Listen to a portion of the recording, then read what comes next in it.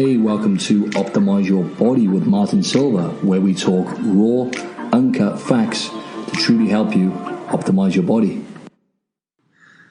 Hey people, so I have a very inspiring story for you today. My man Gerry, my buddy Gerry, who I met here in Sydney. And firstly, I wanted to say apologies. I have my new mics, my new microphones, but me being so rubbish with technology, couldn't get them set up properly, hence why we're speaking into the laptop. So it's going to be fixed next week, so stay with us. Anyways, Gerry's on, and he's transformed his whole life. He basically has lost, I think, over 100 kilos of weight, and as I say, he has transformed his life for the better. How are you doing today, Jer? I'm fantastic, thanks, Martin. And yourself? Yeah, not too bad, thanks, mate. All good. So yeah, just let's tell the listeners a little bit more about yourself. You know, I've been in Sydney for over a year now, and I've witnessed the work you put in the gym. Yeah. And I didn't realise how far you came prior to me actually knowing you. So give us a bit more of an insight into your background, yeah? Yeah. And story. No worries. Prior to me, I'm 39. I work 7 days a week, running the business down there on the beach, and before that, I was had total bad decisions on food and all the rest. Used to smoke a packet to 2 packs a day, and that's what made me get to my large weight of over 260 kilos. And just, trying to push through the day between instead of getting sleep and relaxing and all that sort of stuff, you're going to sugars, you're going to cakes, you're going to give you the spikes, to give you that energy. And once I changed all that, I had a bit of an episode, and I'm fortunate where I don't have any health issues. I'm not a diabetic. I don't have any heart issues. I don't have any cholesterols. I've got nothing, which is a surprise to everyone, especially being so overweight. And so I went into hospital with just fluid retention, and from there I changed my whole lifestyle.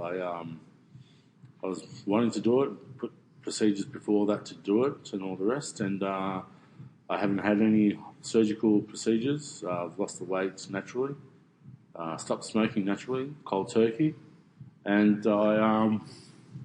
you see me every day coming into the gym, dieting. Yeah, exactly. It's not the diet, it's the lifestyle choices. It's choosing the right food groups. It's out there. It's a decision which people make themselves, and we all know what's right and what's wrong for us. It's just our decision to do it. Absolutely. Yeah, so you said you've done it the natural way, right? So at what point, you said you were 260 kilos, right? Which is a dangerous weight, right? That's astronomical for any Americans listening to this. That's 600 pounds plus. At what point? That's what I was going to say. How did you? Now you can compare and relate to how you felt back then to how you feel now. How did you actually feel looking back when you were that weight? Mentally, physically, emotionally. Mentally, it was just one day at a time. You literally could not think. You could not.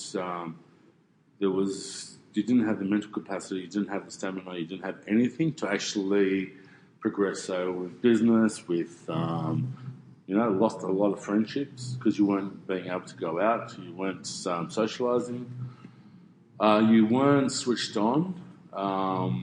Health-wise, at the worst of it, I could barely struggle going to the shop, barely struggle walking. I was struggling walking. I was, driving and all the rest was a struggle. So it impacts your life a lot. And the decisions was I made myself. I said, you know what, I've got to do something about this. There's 2 ways for me. It's either I do something about this and change everything, or my family will be putting me 6 foot under. There's no two ways about it. It's chalk and cheese like that. It's clear, definitive. I was either going to be dead if I didn't do anything about it. But you say, obviously, on paper, it sounds like you were literally knocking on death's door. But you said you didn't really have any, like, obviously you felt, like, terrible and, like, deaf anyway, like, by the sounds of it. But stamina, you had no stamina, you had no motivation, you had nothing. But, yeah, I know what you were saying. Yeah. I've got no medical condition. And even back then, they didn't diagnose you with anything? Nothing. No. Even when I went to the hospital, when I had that fluid retention, I was holding liquid. I was in hospital for 2 weeks. They did a number of tests on me and all the rest. In that 2-week period, I lost 23 litres of fluid came out of me. Jeez. In 2 weeks. So that's a fair bit, eh? So, that's a fair bit, but like you say there wasn't any health issues, but when you say 23 litres, I mean that's maybe your organs... kilos. Exactly, maybe at that point your organs were okay, but as you said, 20, like obviously that's your... But if you can't get more black and white than that, can you? The body's saying to you, right, okay, this is enough. 23 litres of water, that's a signal, surely. Yeah. Do something about it. And, geez, yeah. Okay, so that's interesting. So you were literally knocking on death's door by the sounds of it. And you're obviously thinking about your family and the people close to you, and you thought, right, I've got to do something about this. And the next question is, leading into that, is where did you find the motivation? What was the first step for you, first, in terms of what was the first thing you started changing? And secondly, where did you find the motivation to actually take that first step, other than, obviously, your family and your friends close to you? Well, you've got to realise something. Beforehand, going 6 months, 8 months, 1 year, 2 years before that, doesn't matter what family, friends, all the rest turn around and say to you. They can shout, they can do whatever, they can force you to do whatever, but if you're not willing to do that, you won't change. It was a decision that was made to myself, and I said to myself, I sat down and I go, okay, if I do want to have family, if I do want to be around and all the rest, I have to change. I said, am I happy with the way I'm living? Am I getting the most out of life? There's questions, and it's different to each person. Eh? It's each individual is different, and each person's got their own requirements of what life is. And so I did do some sit down and had some one-on-one time with myself, and I came to the conclusion and said, enough's enough. I've gone to this stage. I've gone above and beyond.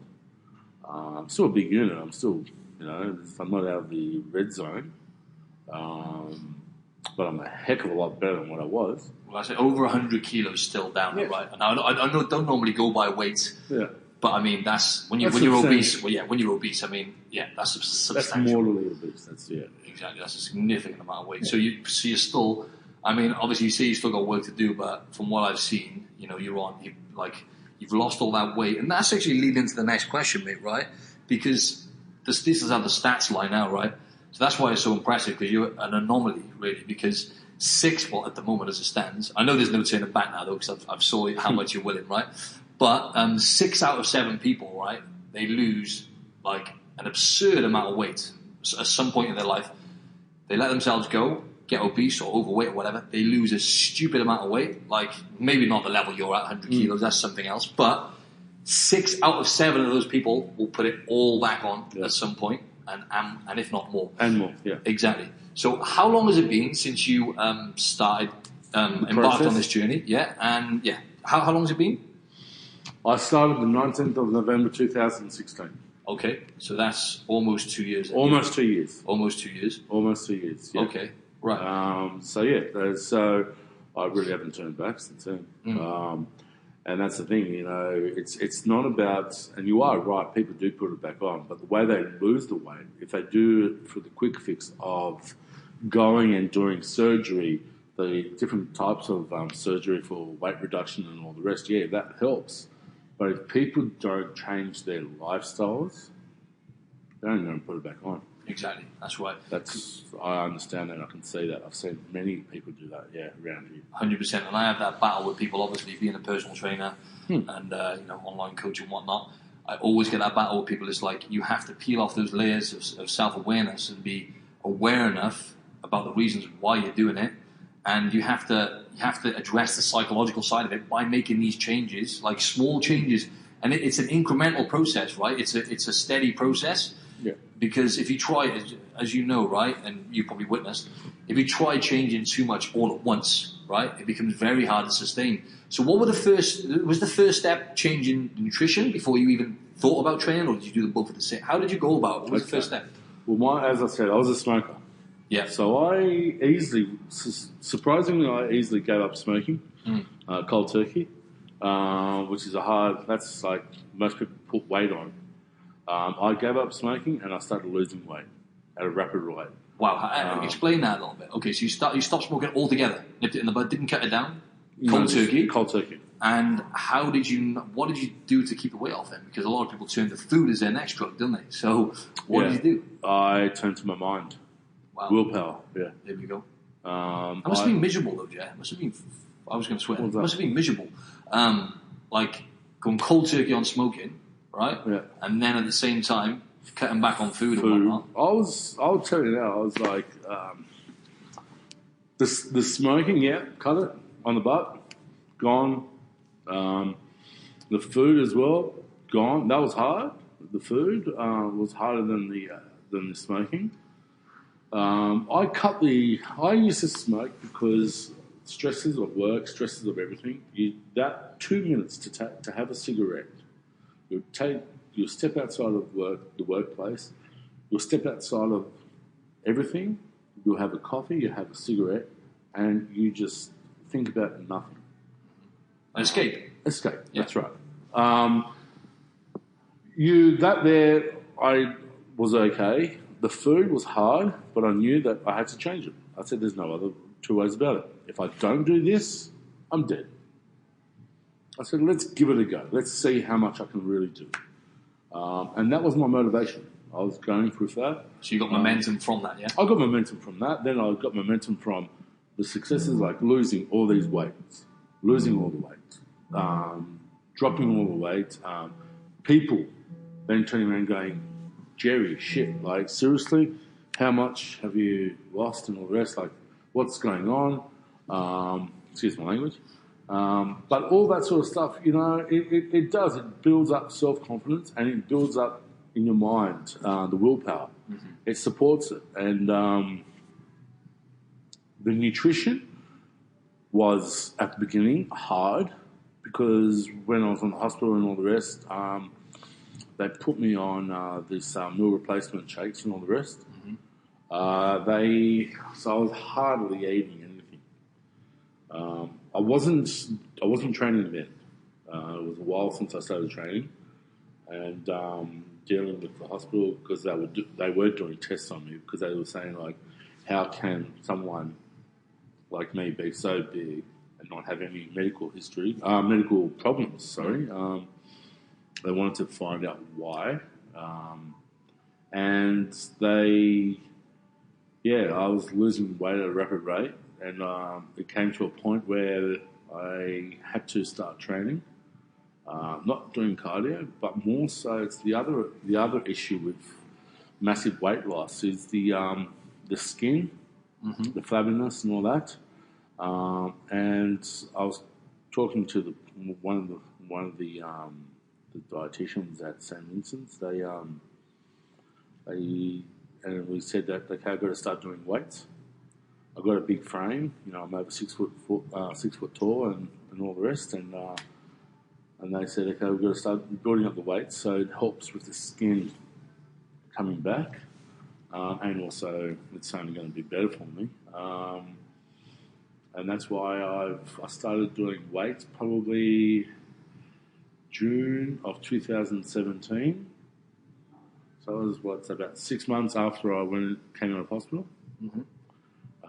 And then from there I've sort of increased the weights, still losing body fat, increasing muscle, increasing tone, like my tone and all the rest, and it does play with your mind, because you get to a point and you go, okay, I'm losing weight. I'm building up body mass, like as in muscle. On the scales, nothing shows. Mm-hmm. You go and put pants on, and they're falling off you. and they're falling off you. Yeah, exactly. So then you turn around and you've got all these other issues where it's like it does play with your mind, and that's where you need good friends around you, and that's where you need, like, as you know, I've got a PT here, and Sam, he's helped me out a lot, and there is a good bond. You have to have a good bond between a PT and client, to create longevity. And long focus. We've been going on for about a year now, the two of us.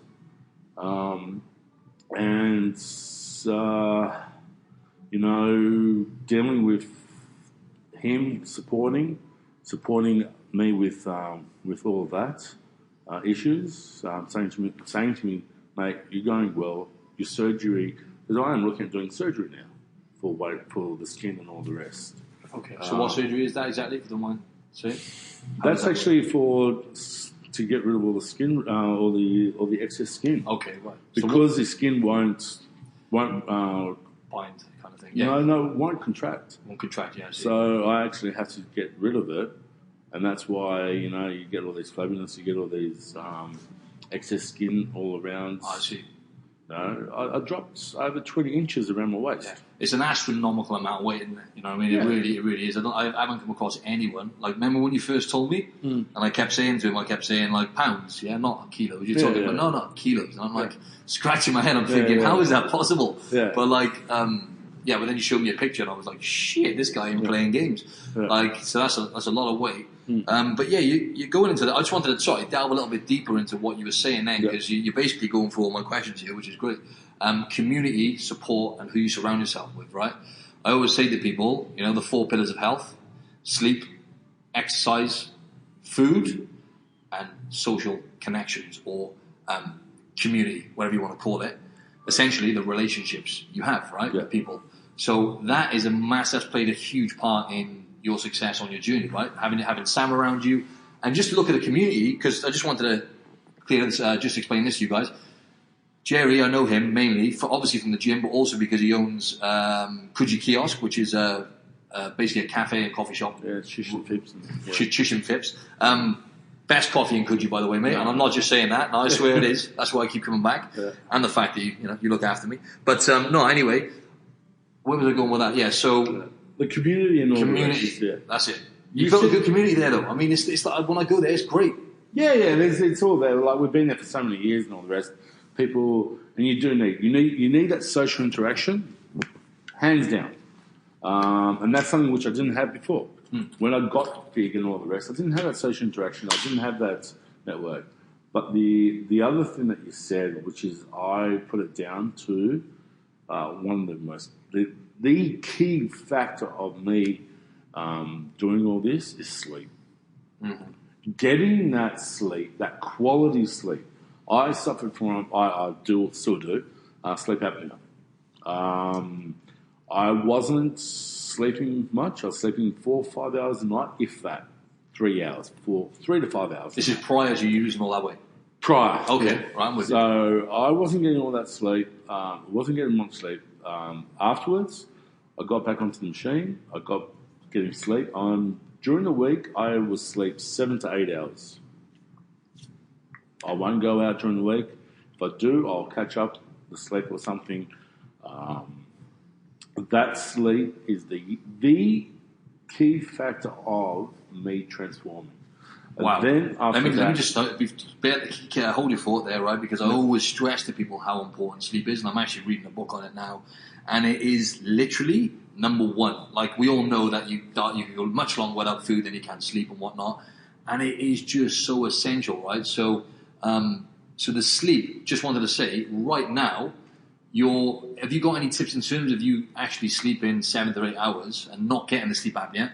Obviously, losing all that weight and building muscle and looking after yourself has played a massive part in the quality of your sleep. Yeah. Is there any other tips and tricks you have in terms of getting that good quality sleep? Because a lot of people who listen to this, I know people don't prioritize it enough. So how I know you don't go out on the week. Is there any other tips you have? Well, no, during the week, okay. Like going out drinking and stuff.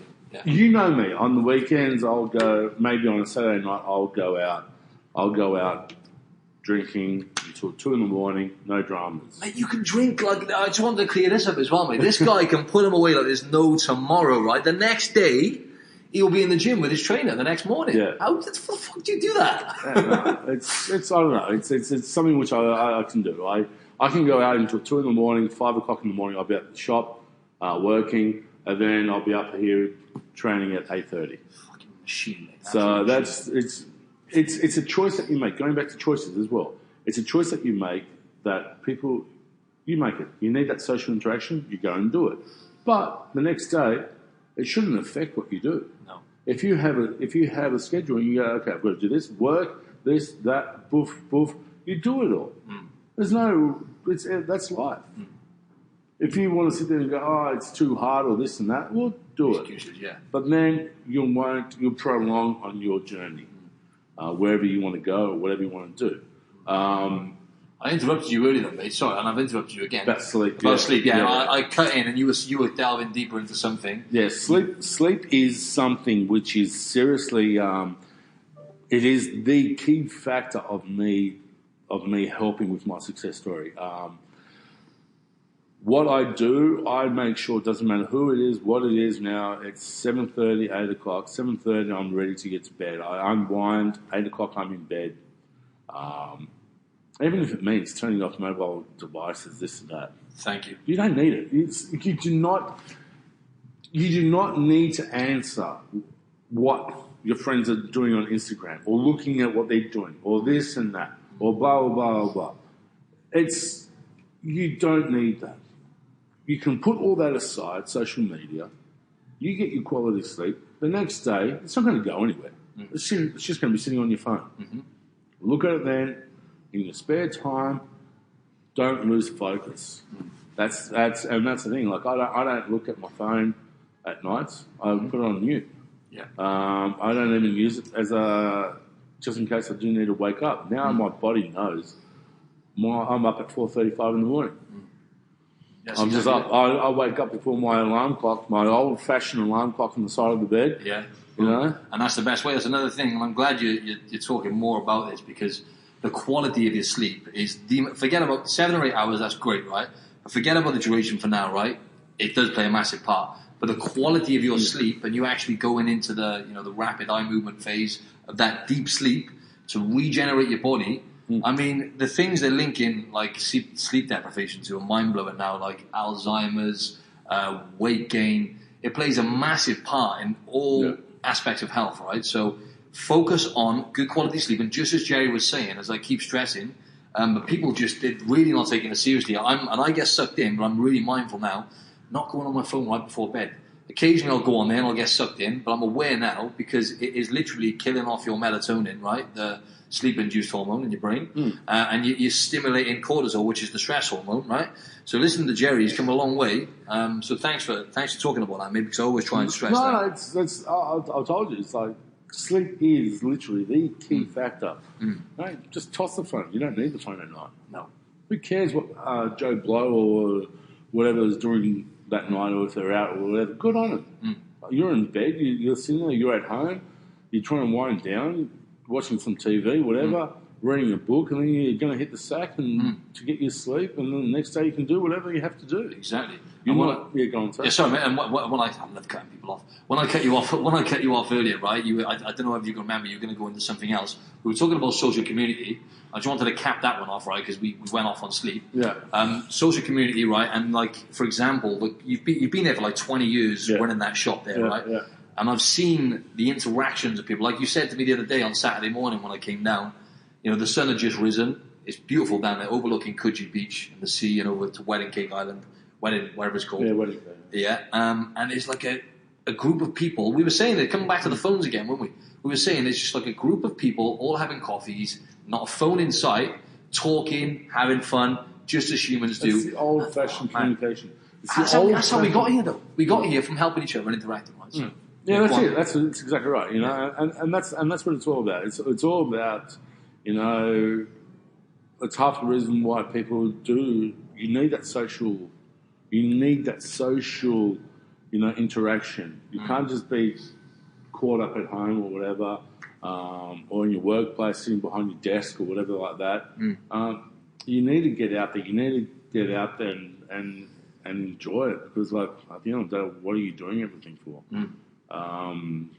People, it is good down there because no one's on their phone. They're all sitting there talking 20 minutes, half an hour, each groups that come through. Yep. You all see them. No one's on their phones. They're all catching up, having a chat. Poof, off they go. Yeah, exactly. It's the same sort of thing when you go out or something, like at some venues around here. It's like no one's on their phone. It's just communicating. It's the old school, just having a chat. Just actually talking to people, isn't it? Yeah, I was going to say, right, on that note as well, there's a saying that always is constantly on my mind now, right, because it really has hit home. I don't know why it's stuck in my head, right, but it's very simple. How you do anything is how you do everything, right? Just think about that for a second, folks, right? Because it is, for me and for what I've gathered with other people, it is very true, right? How you do anything is how you do everything. For example, my main weakness is organization, right? Hence why we're speaking into the fucking laptop now. Excuse the French. Because sometimes, like I said, without going too much into it, I don't have the structure and I don't organize and prioritize things enough, and I end up chasing my tail, right? And I find it bleeds into other areas of your life, right? So for me, it's like, I find if I'm scrambling around trying to get things together and organized, right? And then I sometimes find myself doing that with clients, and then it literally bleeds into my life. I mean, I have got some strengths, right? I can get away with it, but it's got to a point now for me where I'm like, I want to take my online business, I want to build this up, and I need to focus on that weakness, right? So, can you relate to that? How you do anything is how you do everything, because you're running a business, right? You're maintaining your shit daily, right? You're in Titan Fitness, grinding with Sam still, the trainer, still pushing super heavy weights, by the way, and going at it. You're in work at bloody 5:30 a.m., okay? How do you juggle the business, a thriving business, right? Which, let's face it, it's not easy to run a business and actually be successful in somewhere like Coogee when you've got all these cafes and coffee shops and all this company. And you maintain your shit. Not only are you maintaining your shit, you're still progressing. So, can you relate to that? How you do anything is how you do everything, right? Because you seem to manage to do everything, right? But what I'm getting at is how do you apply your strengths, right, to maintaining your shit? Okay, that's a good question actually, because but that all comes down to the decisions I made before I did anything. Because what I was doing back then, I was still doing the work, the business, families, and all the rest. I'm not married. I'm not done with a family of my own, thankfully, because otherwise I think I would have been divorced by now. But in saying that, now with doing all this and actually being active, the drop of weight, the sleep, the focus of all this energy that I've got, I can't balance the work, the staff, the business side, which is all that. Then you've got your other social side where we talked about me going out until goodness knows what time in the morning, but I'm still at work. Then you've got family as well, the folks and all the rest of them. Then you've got all these other stuff, and it's all about prioritising. That's one thing I found for me is each day you're going to have things going to come across your path. And as they come across, you make either a mental note. Some people can do it mentally. Other people have to write it down. Yeah, that's me. Okay? You have to write it down. You go, okay, this is coming, this is coming, this is coming. And you go, that is coming. I don't really need to look at that right now. So I'm not going to waste my time now on that. I have this other matter to deal with. I've got that to deal with. And you'll find that when you start doing that, then you start connecting it so your day flows. Mm-hmm. So you're not wasting time. And if you can, in areas, you can delegate. Yeah. I am in a position where I can delegate things to be done by other people. Not everything, don't get me wrong. You can't delegate your 600 kilo leg press to other people, can you? More than that, isn't it? Double that. 900. 900 kilo leg press. 900, yeah. Jesus, man. Okay, you can't delegate that to other people, no. can you? Well, that's me coming in here after a late night or whatever, and still coming in here doing my routine, coming in here doing it all, getting pushed by Sam, getting, and all that sort of stuff. And that's what it's all about. It's a snowball effect. It's a snowball effect of once you build momentum and you're going, everything's working well, it just gets bigger and bigger and bigger. You can do a lot more. So there's nothing stopping you. There's nothing stopping anyone. There's nothing stopping anyone. And just as you were saying then, now there's only one or two more things. Habit. I just want to, I've said this a few times now, by what you're saying to me, and based on what I've learned lately, about 40% of the things we do, right, they've done studies on this, about 40% of the things we do, purely habit. They're not even decisions. Obviously, decisions are very important, right? You just stress that then. But you have to form habits, right? For example, your habit of coming to the gym every single day at a certain time with Sam, commitment to that, right? Habits of eating healthier meals or whatever you're doing with the food. Habits of sleeping well on the weekend, not socializing.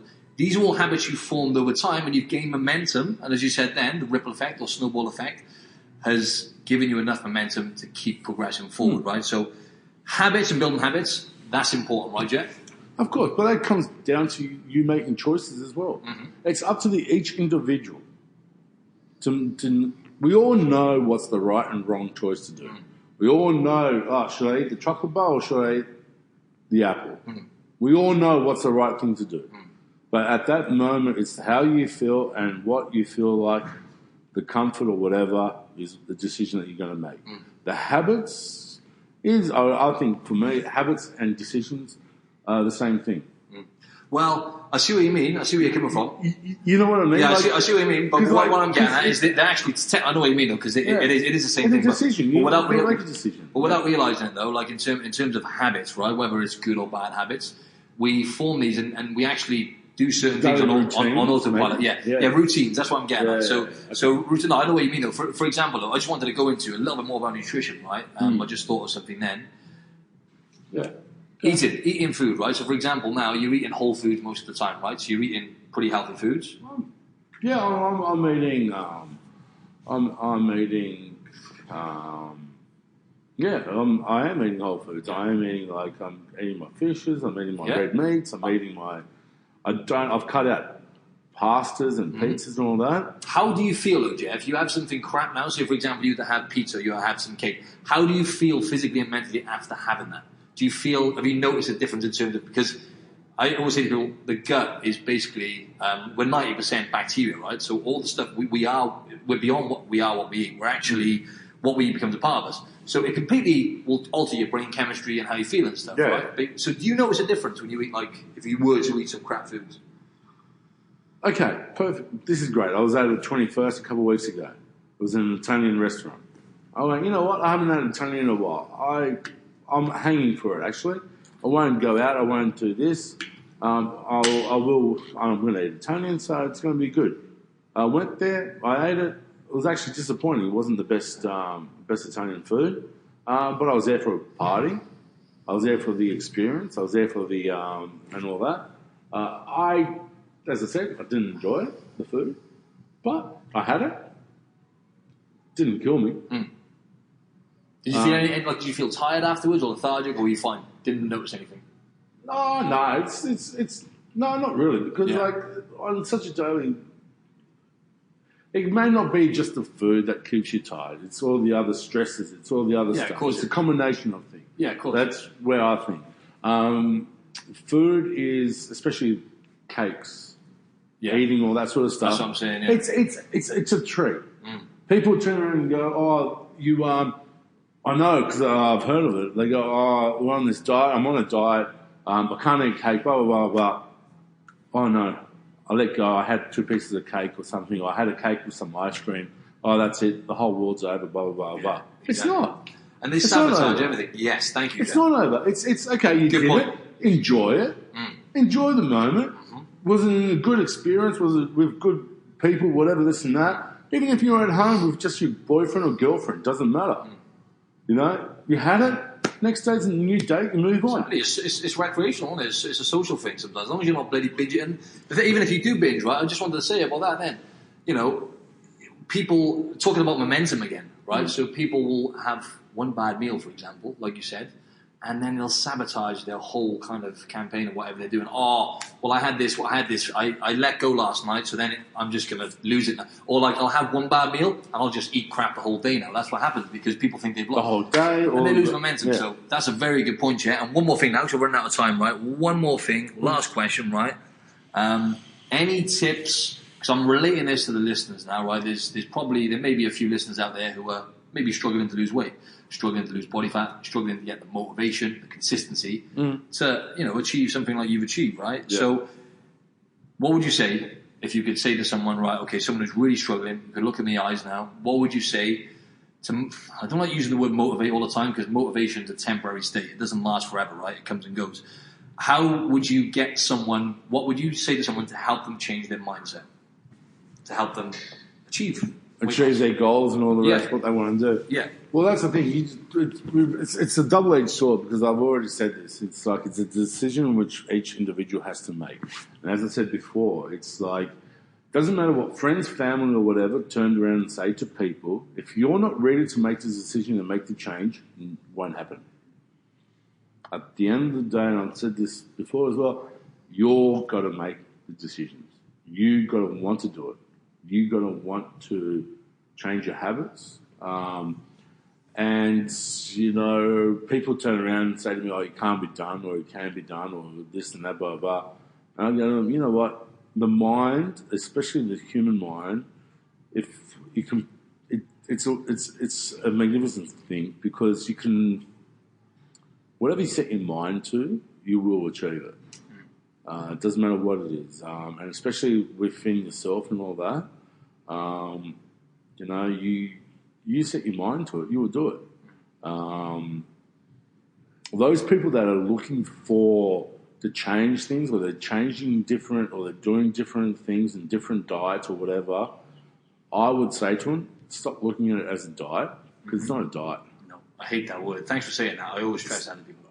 It's not a diet. It's a lifestyle change. You've got to change what you said before about your habits or your routine and all that. Yeah. You've got to change all that. You've got to change all that and implement fresher, cleaner ways of eating.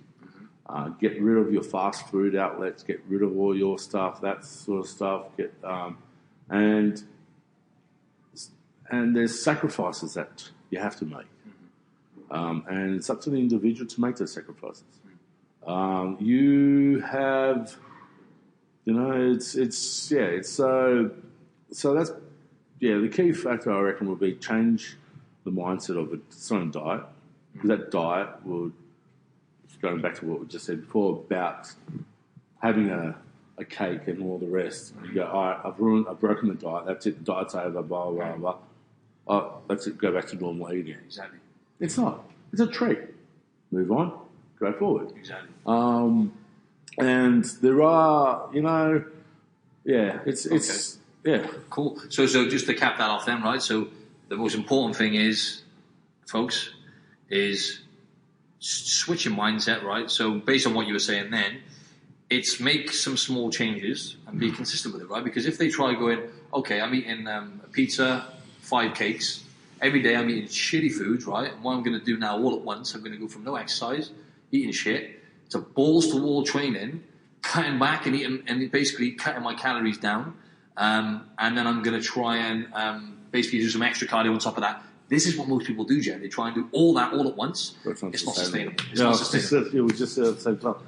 That's unsustainable. That's why you asked me about mine. I said, I didn't start training until 6 months down the track. There we go. I started everything. I lost a majority of the weight. I stopped smoking, sorry. And then when it came to a need and I had to implement training, and my training is doing bulk, like heavy weights and all the rest, to bulk up muscle and all that.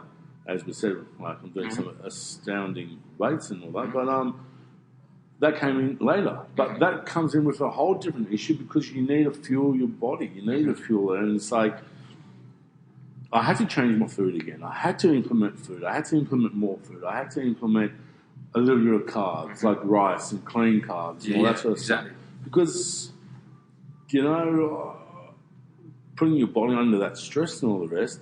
If you try and do all of it at once, it's just a recipe for disaster. 100%.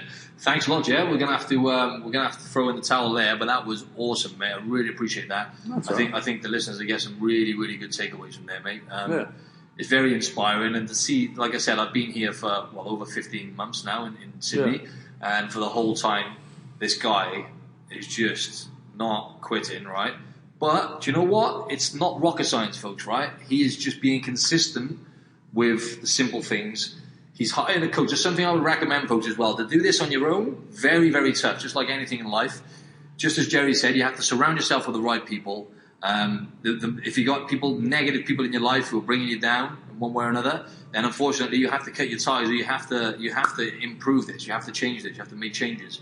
So hiring a coach or a personal trainer, okay, is very important. You need to have someone who's an expert in what they're doing, or at least knows a reasonable amount of knowledge based on you losing weight or whatever your goals are. So be consistent and be persistent, because that's what Gerry's done. So thanks very much, Jer. No, pleasure.